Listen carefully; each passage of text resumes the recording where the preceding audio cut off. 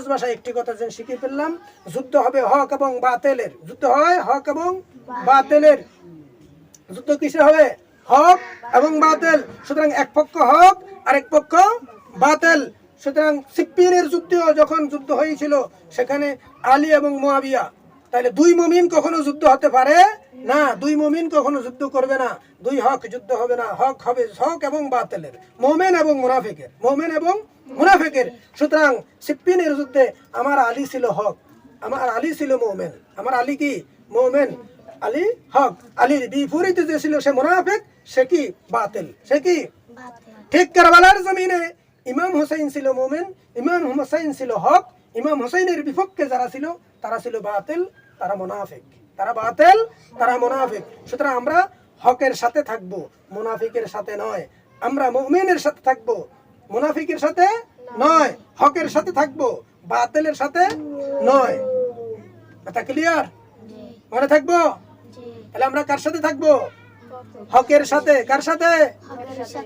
আমরা হকের সাথে থাকবো, বাতিলের সাথে নয়। আমরা কার সাথে? মুমিনের সাথে থাকবো। কার সাথে? তা আমরা ইমাম হুসাইনের সাথে। কার সাথে? ইমাম হুসাইনের সাথে, মাওলা আলীর সাথে, মাওলা আলীর সাথে। কার সাথে? মাওলা আলীর সাথে, ইমাম হুসাইনের সাথে। ইমাম হুসাইনের সাথে যে থাকলো সে মাওলা আলীর সাথে থাকলো, মাওলা আলীর সাথে যে রাসূলুল্লাহর সাথে, সে রাসূলুল্লাহর সাথে, সে আল্লাহর সাথে। সে এই ইমাম হুসাইনের দল, মাওলা আলীর দল, রাসূলুল্লাহর দল। কার দল?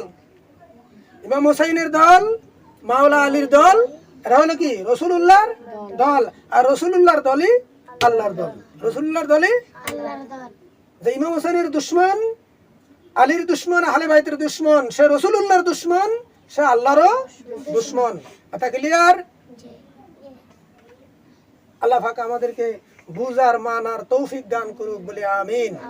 আমাদের আজকে আর আলোচনা থেকে যেন পৃথিবীবাসী যারা যতটুকু এই ভিডিও থেকে জানতে পারে তাদেরকে যেন আল্লাহ সহি বুঝ দান করে, ইমাম হুসাইনের প্রেমিকদের অন্তর্ভুক্ত করিয়া নেয়, এই ফরিয়াদ প্রভুর দরবারে করি বলে আমিন।